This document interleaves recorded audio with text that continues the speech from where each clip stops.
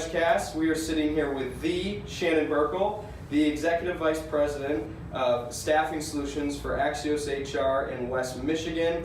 She also sits on the Board of Advisors for Wedge, so I'm a little biased, but she is an amazing person and also brings an absolute ton of insight into the talent, staffing, recruiting world in general. So Shannon, thanks for being on the show. Yeah, thanks for having me, Matt. I appreciate it very much. Yeah, absolutely. So Shannon, will you maybe just give a little bit of an insight into what Axios HR does and what your role maybe weekly looks like? I'm sure it changes all the time, but Yeah. maybe a little bit what that looks like? Yeah, I'd love to. Axios HR is a local Michigan company, been around for over 30 years, and our focus is helping small businesses as they scale and grow outsource their HR so that that business owner can truly focus on what's important, which is building their culture, growing the business, nailing down operations, and we can take the HR piece off their plate. So whether that's anything from benefits to the staffing portion, to culture strategies, to payroll. And you have been with the organization for... I've been here almost 20 years. I started as an intern,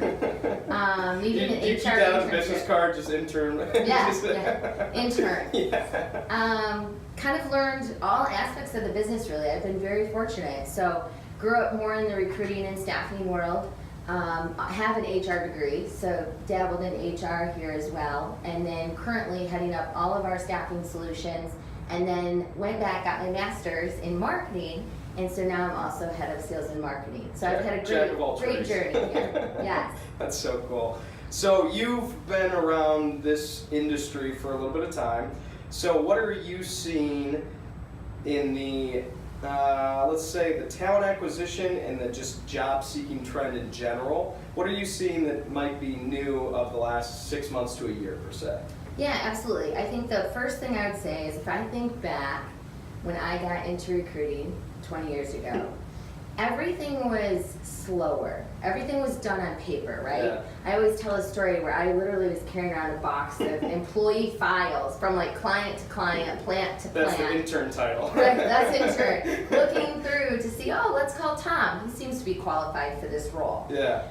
What has happened in the last probably 6 to 12 months is really how technology has changed talent acquisition or recruiting. Sure. I now have over 20 different tools that our recruiting team uses, even some tools that are predictive analytic tools that predict someone's satisfaction at their job, coaches the recruiter even on how to have a good conversation with them. Yeah.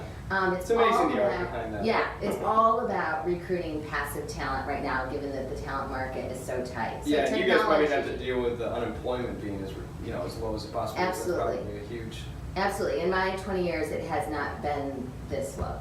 So this is kind of whole new waters for us. Yeah, learning a new industry. So I guess that's a great, the next question I was going to ask basically along those lines is, the unemployment is so very low, but yet there are some people who are great candidates, who are very talented, who somehow are struggling to find a job, or maybe they're in a job that they hate and they're trying to transition, they have no idea how to. So what recommendation would you have for job seekers? Maybe you're a college kid looking to graduate, hey, I want to find my first job that I don't hate.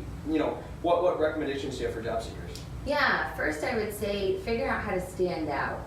I mean, we all know this isn't anything new that most recruiters see hundreds and hundreds of resumes, right? They're coming at me even from all directions, referrals, through ATS systems now, through job boards. Just stand out. And I don't mean make your resume pink. Yeah. What I mean is have a Wedge video. Make maybe the structure of your resume different. Have some images, stand out. Absolutely find a way to somehow get a referral in there. Those are the things I mean by stand out, because it is kind of difficult. There is high volumes going through talent acquisition. The instant apply application is a tough system. So really try to stand out and put thought into it. Even if you just put thought into it, it's likely you might somehow stand out more than another. My other advice to job seekers is reach out to a recruitment firm. Even if that is a single person that's a professional recruiter, even if that's to companies and maybe one person in talent acquisition or a staffing firm like Axios HR has. I always say, why wouldn't you have 2 or 3 recruiters out there doing work for you? What does it actually hurt? Yeah. For example, we're connected to 400 different businesses that do most of their hiring through us. You're missing out on 400 West Michigan businesses, and you're kind of doing it the hard way. Right. So I always say it doesn't hurt. You can have your own search. That's fine. Yeah. You might. If you have a network, land something great. that's great. But it doesn't what's hurt it to have- hurt? yeah. Yeah, to have other people out there helping you. That would be kind of my 2 biggest things of advice.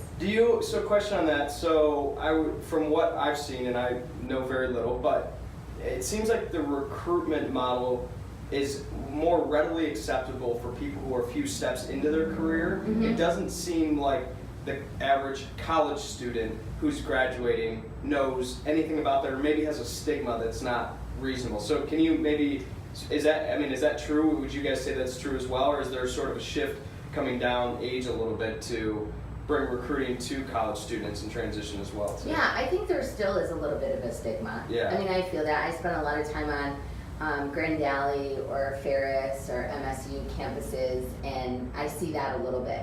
I think the hope is that there's some industries that are shifting. So for example, in marketing, Yeah. having project-based work or kind of the true gig economy type jobs in Yeah, marketing yeah. is becoming more popular. And so I see students coming out in marketing being much more accepting of working with a recruiter because they're kind of working on gigs, Yeah. right? Yeah. It's a So I is think it it is contract work turning. at that point? Yeah. Okay. Yep. And then sometimes it turns into contract to hire. Sure. Sometimes it might just be project-based. Yeah. So I do see in certain fields of study that there's a higher The acceptance. transition's happening. And then in business in general, I think there is a little bit higher acceptance if they've been in the internship world. So if you've actually been working at a business in some kind of internship capacity, then they kind of connect the dots a little bit faster than a Yeah. student that maybe hasn't. Sure. Okay. So you're pretty happy where you are now, but in the event you went you were job seeking, what would you do differently? What would you do that you might not have even thought about back when you were applying, or just what would you, I guess, how would you stand out? Yeah, I would get out there. So most of the people, if let's say something happens and you need to look for a new job, they sit at their home, right? Or they sit at the library or a coffee shop. Yeah. And they hammer away and they send resumes. And they might be great, well-written resumes, but it's all inward. Mm-hmm. You need to get out. Honestly, the first thing I would do would be to go through every single contact I have, get out of my home every single morning and have coffee with somebody that I know. Just talk. And just talk. Yeah. Instead of what happens is they sit in their house, one that doesn't feel very good. No. You're not talking to people And you're sitting just there hiding waiting to behind get a a response. laptop. Yeah, Right, yeah. and waiting. So I absolutely would not do that. I would act like I was working every single day, get up and hopefully have a day worth of talking to various people, going to events, volunteering in my community, and that's what I would do to make sure I stay current, I feel good, Yeah. I feel productive, and I'm working on my next opportunity. And I would not have done that 15, 20 years ago. Yeah, that's a change too, and I think it's also hard coming out of an education system where the next step is like, well, a job should be ready for me. And not that that's fault of anybody, but that's just a challenge, and then all of a sudden it becomes difficult to find a job, Right. and that's really discouraging. Absolutely. Favorite interview question? Why do you get up in the morning? I think the why someone does something is really important. Says a lot about that person, says a lot about their passion. Just anything in an interview that you can get to what fuels them is probably the best. It ends up being the best interview and the best discussion. And plus, both parties usually end up happy because you talked about something that wasn't just standard routine interview questions. It's like, what's your purpose? What's your why? Yeah. If you worked here, it gives me a sense, if you worked here, how would I motivate you? What would drive you? What's going to get you fired up? Yeah, can you fit in this team? That's the one that produces the best dialogue, I feel. Yeah. All right, last question. You ready? I'm ready. Why do you wake up in the morning?